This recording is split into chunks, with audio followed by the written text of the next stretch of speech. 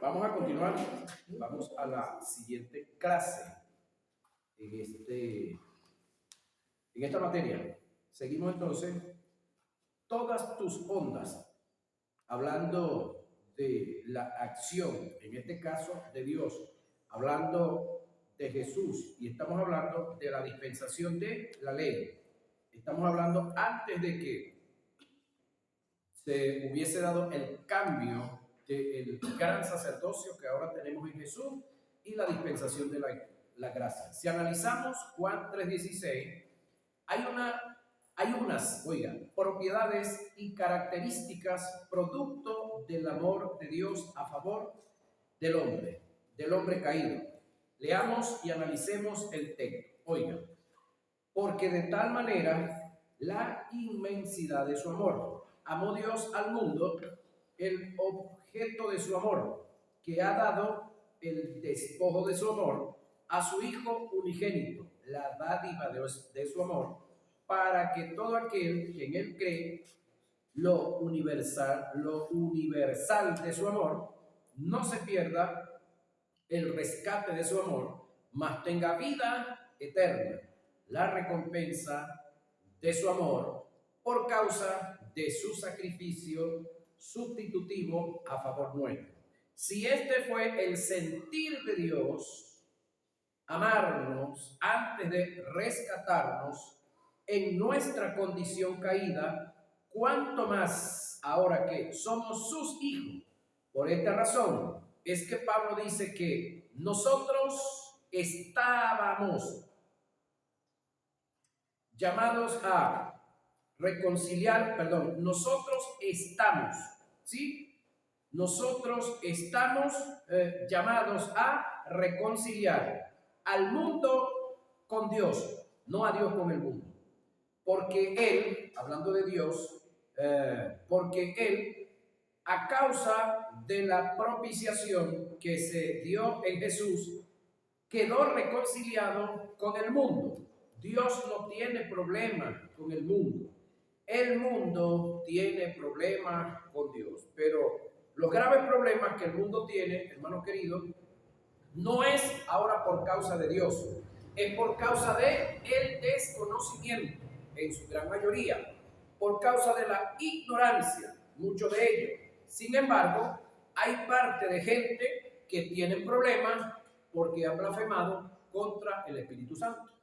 Y yo creo que ya yo les aclaré a ustedes que es la blasfemia contra el Espíritu Santo. Ahora, de modo que si alguno está en Cristo, usted y yo, nueva criatura es. Las cosas viejas pasaron, las cosas viejas pasaron, he aquí todas son hechas nuevas. Y todo esto proviene de Dios, quien nos ha reconciliado consigo mismo por Cristo y nos dio, el ministerio. ¿Qué nos dio? El ministerio. ¿Pensaba usted que no tenía ministerio? Sí, tiene uno. Aparte de otro que pueda que tenga, pero este lo tiene toda la iglesia. De la reconciliación. Este lo tienen o lo tenemos todos los creyentes. Que no sepamos que lo tengamos, ese es otro detalle. El ministerio de la reconciliación. Que Dios estaba, en Cristo, reconciliando consigo al mundo, no tomándoles en cuenta a los hombres sus pecados, y nos encargó a nosotros, a usted y a mí, la palabra de la reconciliación. Así que somos embajadores en nombre de Cristo. Segunda a Corintios 5, 17 al 19. Justificados pues por la fe, esto es con usted y conmigo, tenemos paz para con Dios, no hay brollo, no hay bronca, por medio de nuestro Señor Jesucristo. Mas Dios muestra su amor para con nosotros, en que siendo aún pecadores, Cristo murió por nosotros, pues mucho más, estando ya justificados en su sangre, por él seremos salvos de la ira, porque si siendo enemigos fuimos reconciliados con Dios por la muerte de su Hijo, mucho más estando reconciliados seremos salvos por su vida. Y no solo esto, sino que también nos gloriamos en Dios por el Señor nuestro Jesucristo, por quien hemos recibido, oiga, ahora la reconciliación. Romanos 5, 1 y 11. El mensaje de la reconciliación fue el que Jesús pregonó en la sinagoga cuando leyó el libro de Isaías. Mire este gran detalle acá. Vino a Nazaret, donde se había criado, y en el día de reposo entró en la sinagoga. Aquí Jesús acababa de regresar del desierto, conforme a su costumbre, y se levantó a leer, y se le dio el libro del profeta Isaías, y habiendo abierto el libro, halló el lugar donde está escrito: el Espíritu del Señor está sobre mí, por cuanto me ha ungido para dar buenas nuevas. ¿Para qué dice Jesús que lo ungió el Espíritu? ¿Alguien lo puede decir? Para dar buenas nuevas. Ajá, ¿para qué crees tú que también fuiste ungido por el Espíritu? Para dar buenas nuevas. No para estar maldiciendo, ni criticando, ni murmurando de los demás. A los pobres, también a los ricos yo. Me ha enviado a sanar a los quebrantados del corazón y pregonar libertad a los cautivos y vista a los ciegos, a poner en libertad a los oprimidos, oiga, y a predicar el año agradable del Señor. Sin embargo, cuando usted va a Isaías, donde está esta escritura, no dice Isaías y a predicar el año agradable del Señor. Aquí Jesús cambió el escrito. Y en el libro de Isaías dice, y a pregonar la ira de Dios. Allá. Pero aquí el asunto cambió, porque la ira Jesús se la iba a comer, a tragar él, para entonces enseñar el año agradable, el perdón, la salvación, la libertad. Pero era porque él iba a asumir lo duro del detalle, a predicar el año agradable del Señor. Lucas 4, 16, 17, Jesús acaba de regresar acá del desierto, dice el texto que venía en el Espíritu. Este pasaje es tomado de lo que está escrito en Isaías 61. Analicemos el pasaje y nos daremos cuenta que Jesús le cambió el sentido al mensaje escrito por Isaías.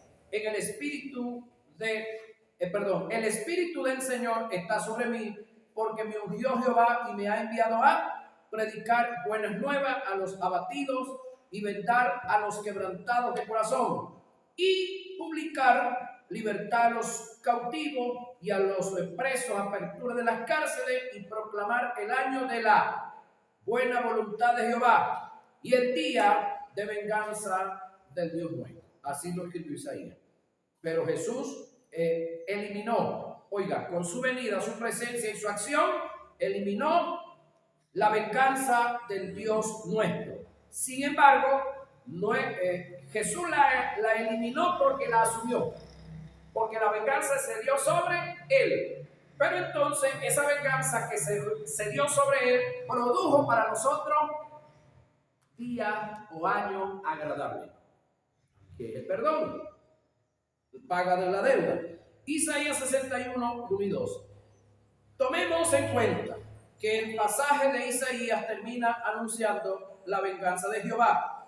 Y Jesús no tomó en cuenta esa expresión, por la razón que la ira y la venganza de Jehová caería sobre él en la cruz del Calvario. Esto es lo que está revelado en el Salmo 88. Analicemos el pasaje. Me ha puesto en el hoyo profundo, en tinieblas, en lugares profundos. Sobre mí reposa tu ira y me has afligido con todas tus ondas. Salmo 88, 6 y 7. Esto es cuando Jesús estaba en el lugar de tormento. No estaba contento, no estaba gozoso, no estaba jugando metralla, ni bañándose en el río. Estos tres incidentes trajeron como resultado, ¿cuáles tres incidentes? Redención, remisión y propiciación. Esos tres incidentes, óigame, que debemos de estudiarlos, estudiarlo, super estudiarlo y grabárnoslo de memoria para que esto se impregne y nosotros podamos transmitir esto a los demás. Estos tres incidentes trajeron como resultado la regeneración. El término regenerado tiene un antónimo que es degenerado. ¿Un degenerado quién es? Uno que no está regenerado, ¿verdad? Y un degenerado es el que se porta mostrando un género al cual él no fue hecho. ¿Sí? Entonces, el término regeneración indica llevarte al género original que tenías antes de caer en Adán, sin la posibilidad, oiga, en el caso suyo y mío, sin la posibilidad de volver a caer en dicho estado. Quiero repetir esto porque esto, una cosa es saberlo, otra cosa es creerlo y otra cosa es vivirlo. Gente que han oído esto, saben esto, pero no quieren asumirlo. Oiga, regeneración. El término regeneración indica llevarte al género original que tenías antes de caer en Adán. Pregunto, Adán antes de caer, ¿en qué posición estaba? Rey sobre toda la tierra. Todo el ecosistema estaba a sus pies, porque él estaba a los pies del que hizo el ecosistema. Estaba en posición, pero excelente, buenísima. Sin embargo, Adán pudo caer. Usted y yo, que ya hemos sido regenerados, les tengo una buena noticia, aunque a usted le cueste entenderla y digerirla. En el caso suyo y mío, no hay la posibilidad de volver a caer en dicho estado. Es decir, ya usted salió de condenación, amén. Ya usted salió del pecado, amén. ¿Puede usted volver a caer en condenación y puede volver a caer en pecado? Escúcheme, es imposible. Y se lo voy a mostrar con una verdad paralela. Recordemos un poquitico cristología. La unión de lo divino y lo humano, la unión del verbo con lo humano para que nazca el teatro. ¿Cómo se denomina eso? ¿Se recuerdan? La unión hipo. ¿Hipo qué? Hipos. Suerte la ve, estoy dando pistas. La unión hipostática de dos naturalezas. Una unión, óigame, indisoluble. ¿Cómo así?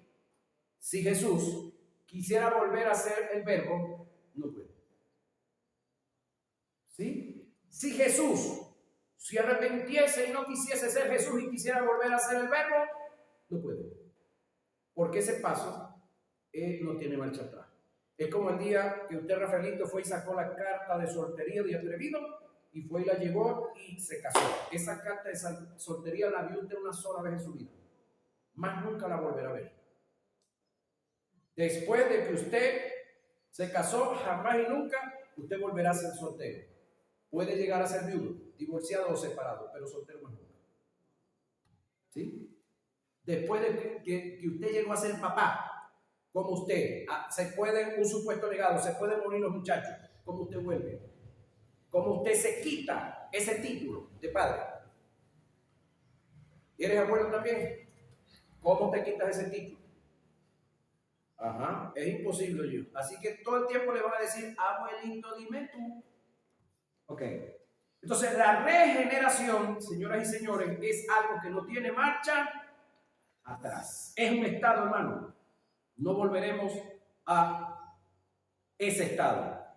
Nos salvó, oiga, no es nos va a salvar, nos salvó, no por obra de justicia que nosotros, tú y yo, hubiéramos hecho, sino por su misericordia, por el lavamiento de la regeneración y por la renovación en el Espíritu Santo. Tito 3:5.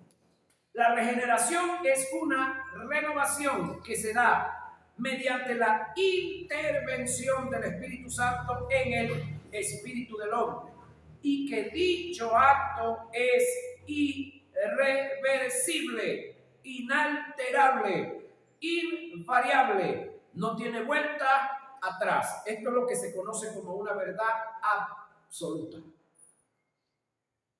es absoluto. Ese nacimiento de nuevo que se dio en ti, que se produjo en ti, esa posición de hijo que tienes ahora, esa posición de justo que tienes ahora, no es reversible. Ahora, una cosa es la posición de justo que tenemos y otra cosa es la posición de santo que tenemos y que a veces perdemos y que la podemos recuperar. En esa, ahí sí hay variación. Pero en la posición de justo no. Te la pongo de otra forma. Nosotros los varones nacimos con un ADN que es XY. Las hembras son XX. Uno de nosotros, supuesto negado, se desvía en el ámbito psíquico y se manda a operar, se deja crecer el pelo y se pone un vestido y lo llevamos a un médico y le hacemos un examen de ADN a ver qué hay ahí dentro de ese vestido. ¿Qué hay ahí? Un XY. Ahí no hay XX. Entonces, el nacer en esa posición de varón o el nacer en la posición de hembra no tiene retorno, no tiene marcha atrás. Entonces, es irreversible, es inalterable, es invariable, no tiene vuelta atrás. Es un acto, oiga, absoluto y entero en aquel en quien se produce. Es un incidente que no se puede perder por voluntad humana. Después de haberlo adquirido por fe en la gracia divina, Dios nos amó. Por amor, tuvo compasión y su compasión se movió a misericordia. Por su misericordia manifestó su gracia. Por su gracia nos perdonó. En su perdón nos dio una relación de padre, en el caso de él, a hijo, nosotros. Esto se le llama regeneración. Nos salvó no por obra de justicia que nosotros hubiéramos hecho. Es decir, en la salvación que nosotros tenemos, no hay nada, absolutamente nada que nosotros hayamos hecho. Acuérdese usted cuando comenzaron a evangelizarlo, cuando el evangelio andaba detrás suyo y usted andaba huyendo y usted se escondía por allá, usted buscaba para allá, cualquier excusa usted ponía. Cuando le hicieron el primer llamado, no estoy preparado. Nadie está preparado para él. Así como nadie está preparado para morirse, nadie está preparado para un divorcio, una separación, ningún padre está preparado para que un hijo se le muera. Entonces, nadie está preparado para aceptar a Jesús. Nadie. Es más, él, tal como vago, tal cual como éramos de vago, él nos amó antes. Entonces creo que nosotros lo que estamos, perdón, es retribuyendo ese amor que él nos dio a nosotros. Amén. Ahora,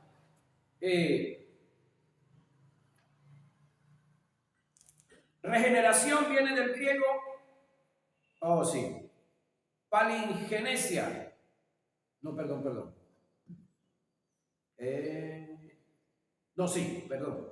Voy ubicado. Palingenesia, ¿qué indica? Hacerte de nuevo. La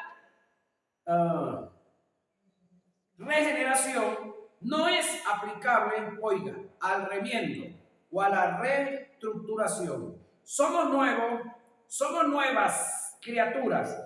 Nunca antes habíamos existido para Dios. Por esta causa, el término nuevo que Pablo utiliza en 2 Corintios 5:17 para hacer referencia al nuevo nacimiento es kainos, que indica lo que viene a ser por primera vez. ¿Verdad que tenemos un sonido bonito aquí, verdad?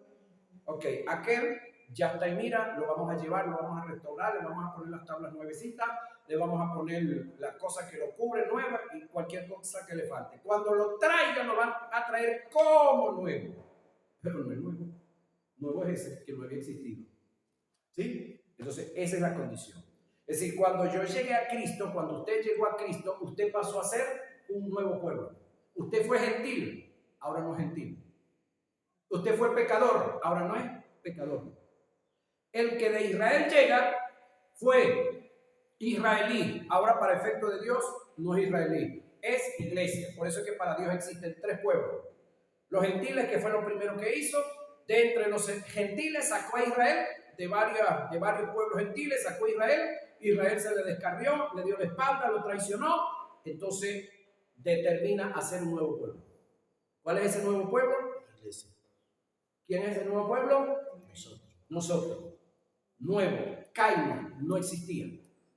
No es la camioneta vieja que la llevé al mecánico, le puse todas las piezas nuevas, la mandé a pintar, la mandé a pulir, la puse chévere, le puse aire acondicionado y todo, pero es la misma vieja camioneta, pero como nueva, pero no es nueva. En ese caso, ahí no estamos nosotros. Nosotros somos nueva criatura.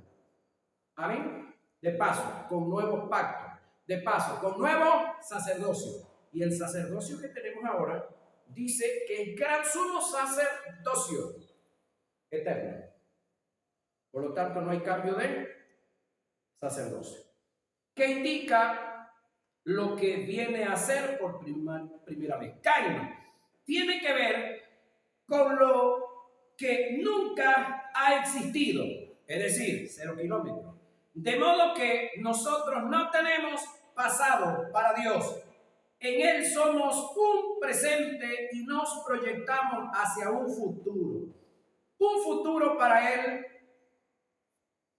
Las cosas cuentan desde el mismo momento en que creímos.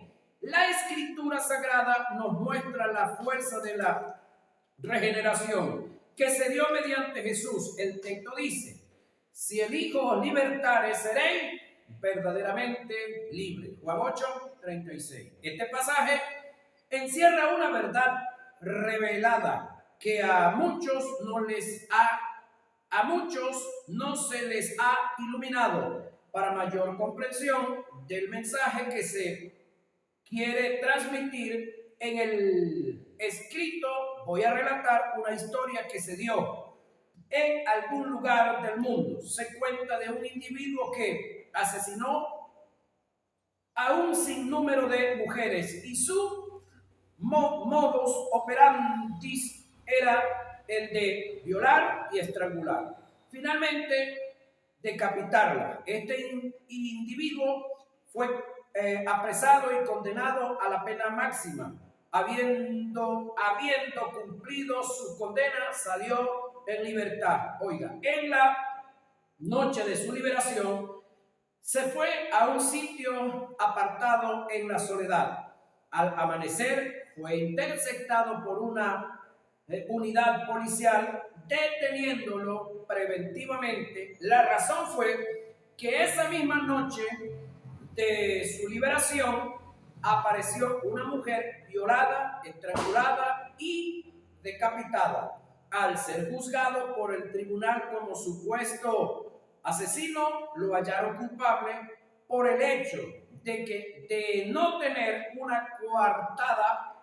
Él pasó toda la noche solo. Él para la nación era libre, ¿sí? Al cumplir una condena, pero era verdaderamente libre, tenía antecedentes para el Estado. Es decir, para la nación era libre porque había cumplido la condena, pero había antecedentes. Por lo tanto, no era verdaderamente libre. El mensaje de Jesús, al tratar nuestra verdadera libertad, nos da a entender que para Dios, oiga, Padre, no tenemos antecedentes, no hay un historial, ni pecados acumulados. En Jesús somos verdaderamente libres. A esto se le llama regeneración. La regeneración vino como producto de una obra vicaria. El término vicario no aparece en las escrituras, por ende no es bíblico. Es un término teológico utilizado para describir a Cristo como un sustituto, y de allí se deriva lo que se conoce teológicamente como obra vicaria. Antes de entrar en el tópico acerca de lo que es un vicario o lo que es una obra vicaria, voy a tratar el tema de Cristo como el postrer Adán. El término postrer indica uno semejante al primero, siendo el segundo y a su vez el último, sin posibilidad de que haya un tercero. Esto es el término que utilizó el apóstol Pablo en la carta que escribe a los romanos y la primera carta a los corintios. Así también está escrito: fue hecho el primer hombre, Adán. ¿Fue hecho el qué? El primer hombre. Según Pablo, guiado por el Espíritu, ¿quién es el primer hombre? Adán. Alma viviente. ¿Se recuerdan qué significa alma viviente? Alguien que tiene vida, la vida que tiene otro se la dio y él no se la puede transmitir a nadie. Eso es alma viviente. El postrer Adán, que es Cristo, espíritu vivificante. ¿Se recuerdan qué es espíritu vivificante? Alguien que tiene vida, la vida que tiene es propia y se la puede transmitir al que él quiere. Mas lo espiritual no es primero, hablando de Jesús, sino lo animal, hablando de Adán. Luego lo espiritual, hablando de Jesús. El primer hombre es de la tierra, Adán, terrenal. El segundo hombre es el Señor, hablando de Jesús, del cielo. Cual el terrenal, tal también los terrenales. Es decir, así como Adán fue con todas sus limitaciones como hombre terrenal, nosotros los otros terrenales somos, dijo el mexicano, igualito.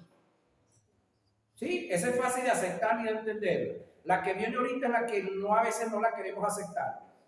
¿Y cuál? El celestial, tales también los celestiales. Ahora pregunto yo, si usted le entregó su vida a Jesús y Cristo transmitió su justicia divina a usted, y usted fue lavado con la sangre de Jesús, y usted fue adoptado por Dios como hijo, pregunto, ¿tiene más derechos Jesús que usted o tienen los derechos iguales?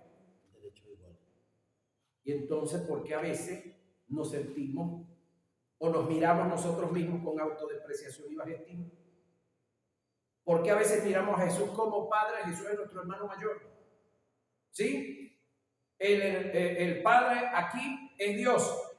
¿Sí? Ahora, y si como hemos traído la imagen del terrenal, Adán, esa la aceptamos muy fácil, traemos también la imagen del celestial. Está escrito. Entonces, si acepto la imagen de Adán, ¿por qué no acepto lo de Cristo?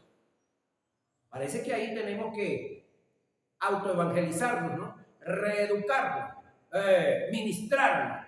Primera a Corintios 15, 45 y 49.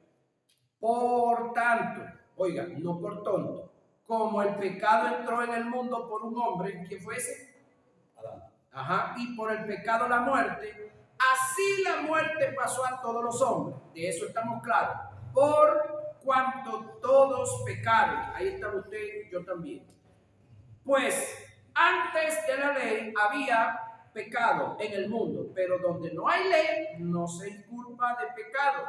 No obstante, reinó la muerte desde Adán hasta Moisés, y aún en los que no pecaron, a la manera de la transgresión de Adán, el cual es figura del que había de venir. Pero el don no fue como la transgresión, porque si por la transgresión de aquel uno, Adán, murieron los muchos, abundaron mucho más para los muchos la gracia y el don de Dios por la gracia de un hombre, Jesucristo. Y con el don no sucede como en el caso de aquel uno que pecó, Adán, porque ciertamente el juicio vino a causa de cuántos pecados.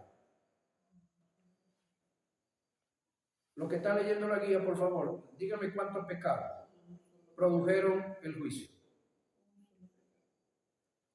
Uno solo. Un solo pecado fue el que no fregó la vida. Uno solo, el que cometió Adán, no fueron varios. Para condenación, pero el don vino a causa de muchas transgresiones para justificación. Pues si por la transgresión de uno, seguimos con Adán, solo reinó la muerte, mucho más reinará la vida, por supuesto eterna, por uno solo, Jesucristo. los que reciben la abundancia de la gracia y del don de la justicia. Así que como por la transgresión de uno, Adán, vino la condenación, y todos los hombres de la misma manera, o a todos los hombres de la misma manera, por la justicia de uno, Jesús el Cristo, vino a todos los hombres la justificación de vida, porque así como por la desobediencia de un hombre llamado Adán, los muchos fueron constituidos pecadores, así también por la obediencia de uno, Jesús, los muchos serán constituidos justos por la ley, pero la ley se introdujo para que el pecado abundase, mas cuando el pecado abundó por causa de la ley, sobreabundó la gracia que viene con Cristo, para que así como el pecado reinó para muerte, ¿sí?, así también la gracia reine por la justicia, oiga, ¿para vida qué? Para vida eterna, mediante Jesucristo, Señor nuestro. Romanos 5, 12 al 21. El pensamiento de Pablo, cuando menciona a Jesús como el postrer Adán, en forma recíproca o bilateral, estriba en que todo lo que Jesús en calidad de hombre logró hacer, Adán estaba en la posibilidad de hacerlo, así como Jesús en su humanidad, a causa de su obediencia, condenó, oiga, al diablo. Se podía dar la posibilidad de que Adán en su humanidad, a causa de su obediencia, en forma oportuna, cuando fue seducido por la mujer, emitiera condenación a Satanás. Ahora, ¿qué condenación podía emitir Adán a Satanás? Cuando viene la oferta de el fruto o la oferta de pecar, si Adán dice no, porque Dios dijo que no comamos, sencillamente con esa acción, Satanás quedaba truncado, su deseo, su labor, su obra. Eva, que ya había comido, era redimida por esa acción de Adán. ¿Y a dónde estuviéramos? ¿Dónde estuviéramos viviendo? En el Edén. Es decir, toda la tierra fuera un Edén. Entonces, el detalle está que Adán no se propuso. Adán, como dicen los mexicanos, se rajó. Si él hubiese dicho no, entonces condenan a Satanás, enviándolo al infierno a causa de su obediencia, en el caso de Adán, en su estado probatorio. El otro acto recíproco en semejanza a Jesús como el postrer Adán es que Adán era un ser mortal, oiga, inmortal, mortal porque podía morir, inmortal porque no estaba sujeto a la muerte. Si Adán no hubiera cedido a la tentación, por su obediencia hubiera pasado del estado de inmortalidad al estado de inmortalidad eterna, quitando la posibilidad de morir a causa del pecado, restándole a Satanás el derecho de volver a tentar a Adán a causa de su eterna inmortalidad. Pero Adán cedió a la tentación y pasó de un estado, oiga, de inmortalidad a mortalidad, estando sujeto a la muerte. Si Jesús hubiera cedido a la tentación, hubiera caído en un estado de mortalidad. Ahí hay que corregir el de mortalidad eterna, llevando al hombre a dicho estado, restándose la posibilidad al hombre de ser redimido. porque el que venía a redimir era Jesús, no había otro. Ahora, el estado probatorio por el cual Adán pasó en el huerto del Edén, a causa de su obediencia, le daba la posibilidad de pasar del estado de inmortalidad al estado de mortalidad eterna, o inmortalidad eterna. Por su desobediencia, Adán pasó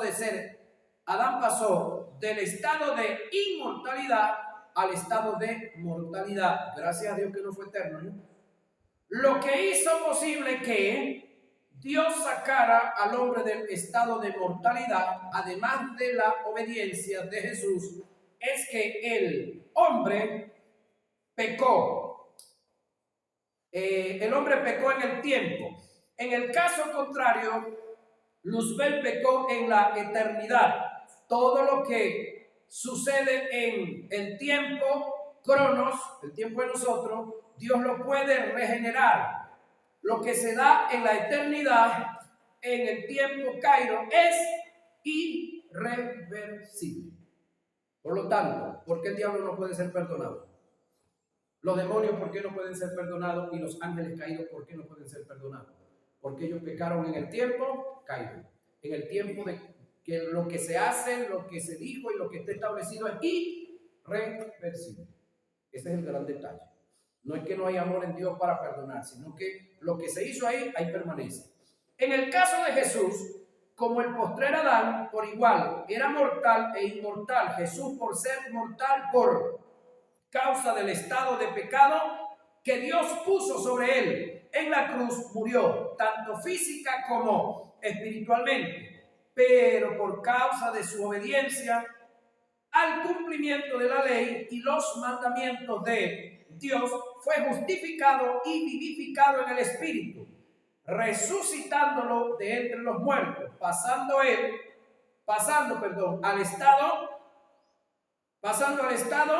de, inmortalidad eterna, regenerando la vida del hombre, llevándolo al estado de inmortalidad eterna, condenando al diablo y destinándolo para el infierno. A eso se le llama regeneración.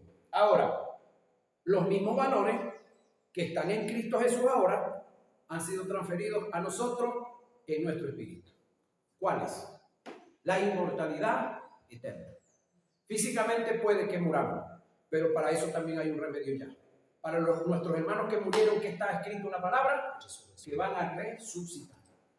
Entonces van a recibir un cuerpo nuevo. No importa la condición en la que haya quedado su cuerpo, bien sea que sencillamente lo sepultaron, se murió quemado, se lo comió una fiera, lo que haya sido.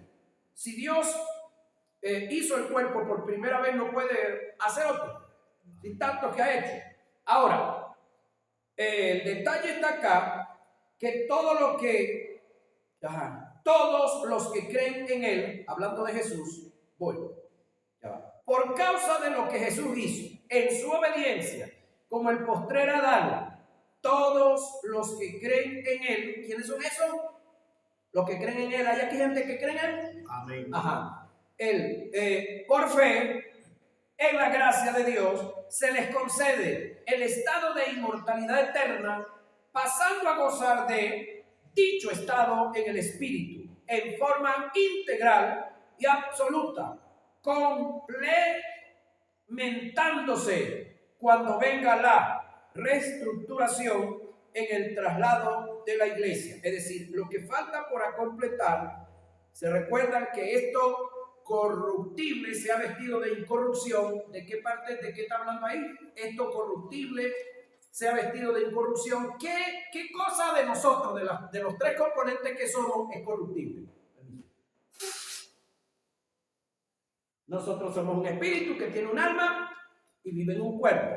El espíritu nació de nuevo, ya es inmortal. Pero hay una área de nosotros que puede ser corruptible, que tiene 6 estados ajenos a la mente de Dios.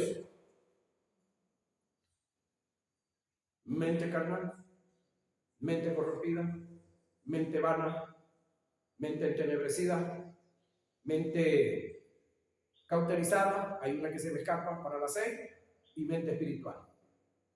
¿Qué estado de nosotros va a ser